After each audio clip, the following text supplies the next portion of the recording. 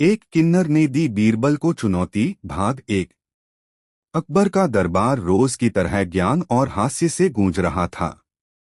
तभी अचानक एक किन्नर दरबार में आ पहुंचा। उसका चेहरा आत्मविश्वास से भरा हुआ था और कदम बहुत नपेतुले। उसने सलाम किया और ऊंची आवाज में बोला, जहां पना, आपके दरबार की शोभा सब जगह प्रसिद्ध है।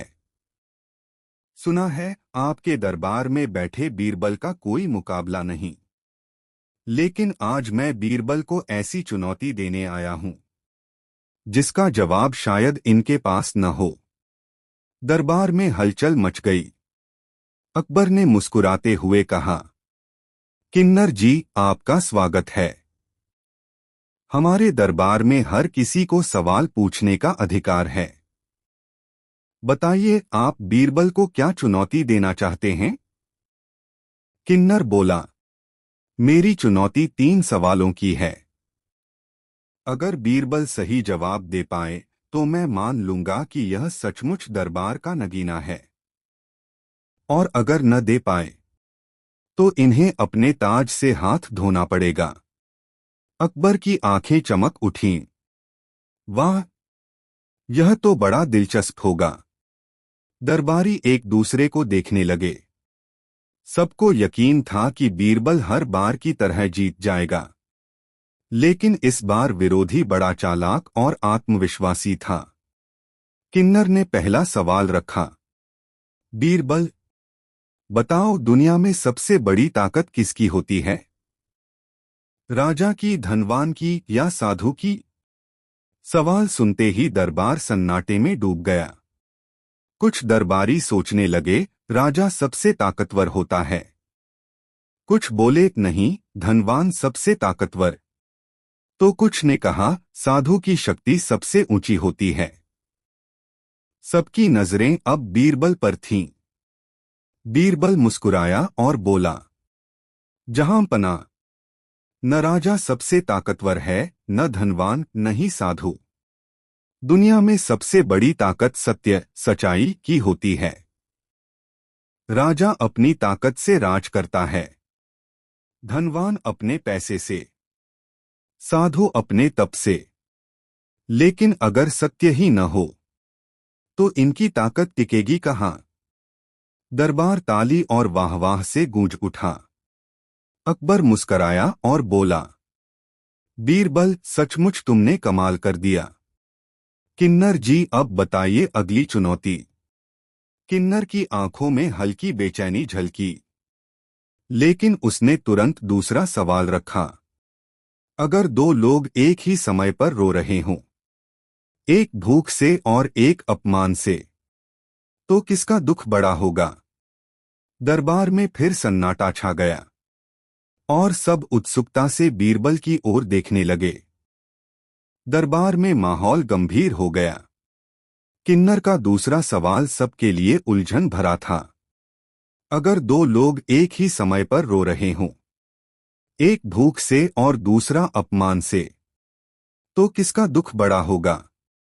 अकबर ने अपनी मूंछों को ताव देते हुए बीरबल से कहा, तो बीरबल, अब बताओ, कौन सा दुख बड़ा है, भूख या अपमान? कुछ दरबारी बुदबुदाने लगे, भूख सबसे बड़ा दुख है। कुछ बोले, नहीं, अपमान की जलन भूख से भी ज्यादा खतरनाक होती है।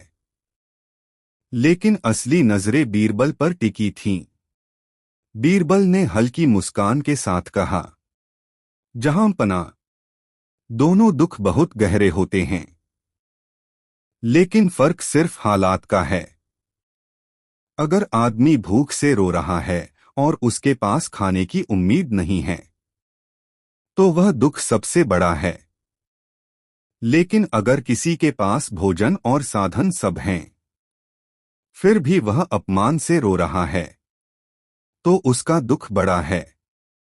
क्योंकि भूख का इलाज भोजन है, लेकिन अपमान का कोई इलाज नहीं।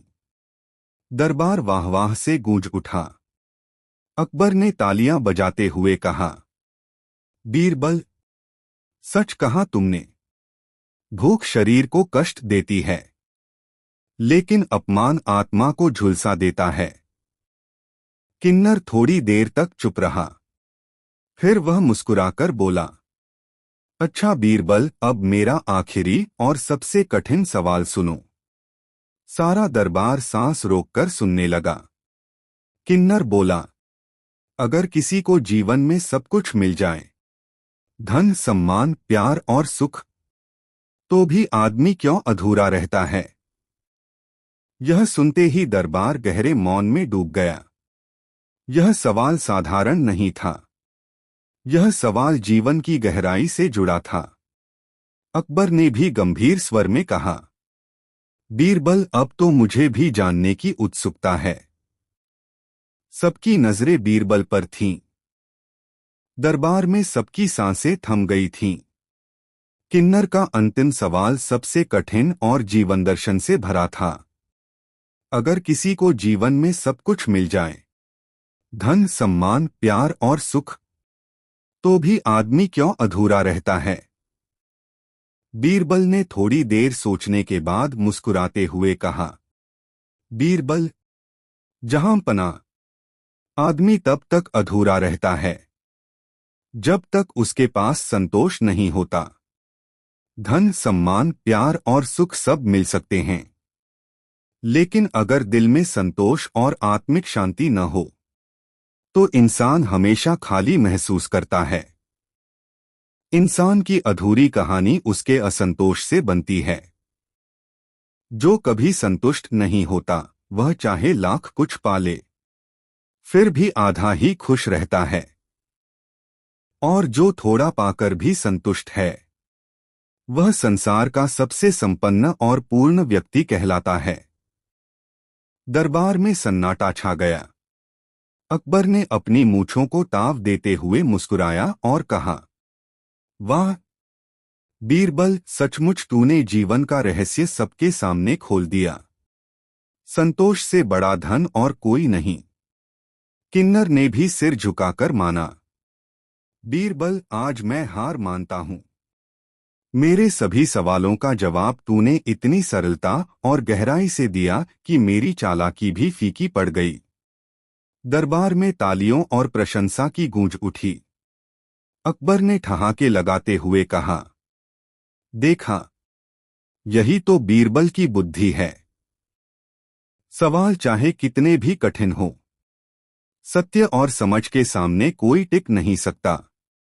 किन्नर ने दरबार छोड़ते समय बीरबल से हाथ मिलाया और बोला, अब से मैं भी जीवन में संतोष और ईमानदारी को अपना मार्ग मानूंगा। शिक्षा, संपत्ति, सम्मान और सुख से इंसान अधूरा रहता है अगर उसके अंदर संतोष नहीं है। संतोष और आत्मिक शांति ही असली संपत्ति है।